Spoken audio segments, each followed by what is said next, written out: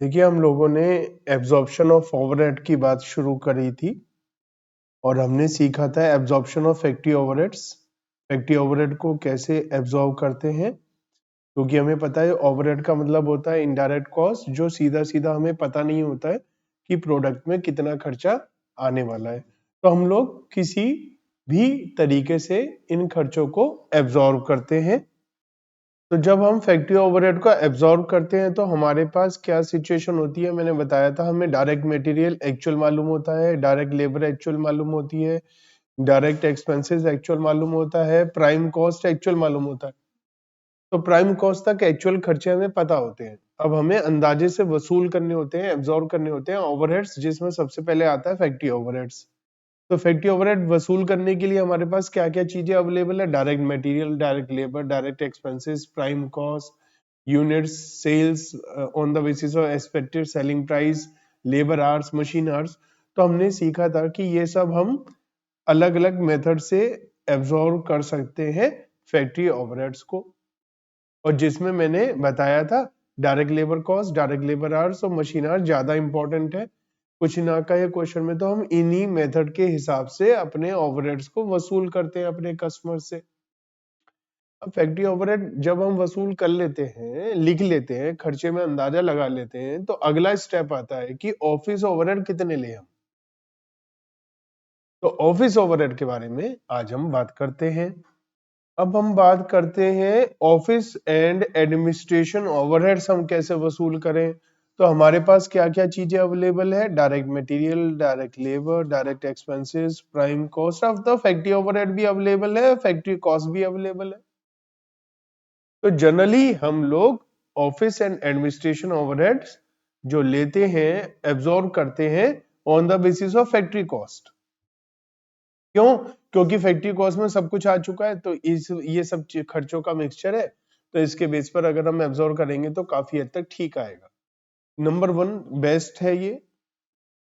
फिर भी कई बार हम फैक्ट्री ओवरहेड के बेसिस पर भी ले लेते हैं, सेल पर बेसिस, आउटपुट पर यूनिट पर, कन्वर्जन कॉस्ट, लेकिन सबसे ज्यादा इंपॉर्टेंट है on the basis of factory cost.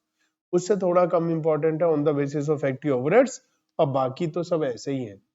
तो ये आपको मालूम होना चाहिए 100% फिक्स्ड एक्सपेंस होते हैं। अगर क्वेश्चन में कुछ ना कहा जाए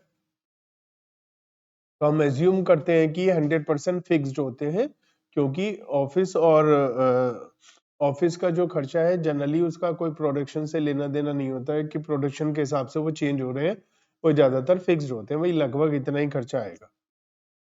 अब जैसे हमने फैक्ट्री ओवरहेड को एब्जॉर्ब किया था कि factory overhead divide by basis, और अगर डिवाइड बाय बेसिस भी रुपीज में है तो इंटू 100, और जैसे लेबर आवर्स वगैरह थे तो डिवाइड बाय, हमने केवल बेसिस ही किया था, इंटू 100 नहीं किया। फर्स्ट मेथड है on the basis of factory cost. Factory cost भी हमारा क्या है? फैक्ट्री कॉस्ट भी हमारा रुपीज में है, और एडमिनिस्ट्रेशन ओवरहेड भी हमारे रुपीज में है, तो divide by administration overhead divide by basis which is factory cost, तो दोनों रुपीज में है तो इंटू 100 हो जाएगा। ये जल्दी से इसका एब्जॉर्ब करने का फॉर्मूला लिख लीजिए। वैसे तो फॉर्मूला सिंपल है, administration overhead divide by basis, अगर बेसिस रुपीज में है तो इंटू 100 कर देंगे, और बेसिस रुपीज में नहीं है तो इंटू 100 नहीं करेंगे। जैसे आउटपुट बेसिस पर है तो डिवाइड बाय आउटपुट यूनिट्स या सेल्स यूनिट करेंगे, तो इंटू 100 नहीं करेंगे क्योंकि वो पर यूनिट ही चलता है। तो बहुत ही सिंपल हो गया ये भी, जो भी बेसिस है उससे हम डिवाइड कर लेंगे। एक एग्जांपल के क्वेश्चन के थ्रू समझते हैं। जैसे क्वेश्चन नंबर 40 है, क्वेश्चन नंबर 40 में हमें बता रखा है मटेरियल यूज्ड है 75,000, डायरेक्ट वेजेस है 72,000, फैक्ट्री ओवरहेड एलोकेटेड है 90,000, ऑफिस ओवरहेड एलोकेटेड है 59,250। What would be the factory absorption rate under the direct labour cost rate? तो एक तो हमें फैक्ट्री ओवरहेड एब्जॉर्प्शन रेट निकालना है on the basis of direct labour cost. तो क्या हो जाएगा formula? Factory overhead divide by direct labour cost into 100। तो फैक्ट्री ओवरहेड हमारा कितना दिया हुआ है? 30,000। डायरेक्ट लेबर कॉस्ट कितना दिया हुआ है? 72,000। ये हो जाएगा 125%। दूसरा हमें बोला है ऑफिस ओवरहेड एब्जॉर्प्शन रेट निकालिए on the basis of factory cost. तो फैक्ट्री कॉस्ट होता है prime cost plus factory overheads, तो इन तीनों को ऐड कर देते हैं तो फैक्ट्री कॉस्ट आ जाएगा। तो एडमिनिस्ट्रेशन ओवरहेड एब्जॉर्प्शन रेट आ जाएगा administration overhead divide by factory cost into 100। Exam में पूरा पूरा लिखिएगा, अभी मैं शॉर्टकट में लिख रहा हूँ। तो एडमिनिस्ट्रेशन ओवरहेड्स या ऑफिस ओवरहेड है 59,250 और फैक्ट्री कॉस्ट क्या आया, इन सबका टोटल क्या आया 2,37,000। तो कितने परसेंट आ रहा है, 25% आ रहा है। तो 25% आ गया।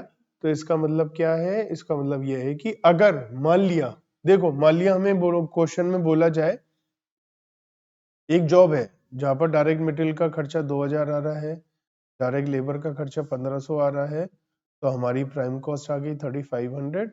अब फैक्ट्री ओवरहेड हम एब्जॉर्ब कैसे करेंगे, 125% ऑफ डायरेक्ट लेबर कॉस्ट, तो 1500 का 125% कितना आ गया,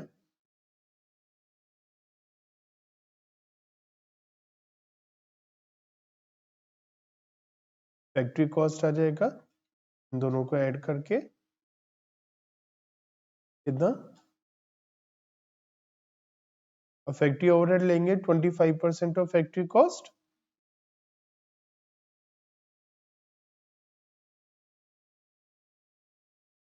कितना आएगा 40। ये factory cost cost of production या ऑफिस कॉस्ट आ जाएगी कितना,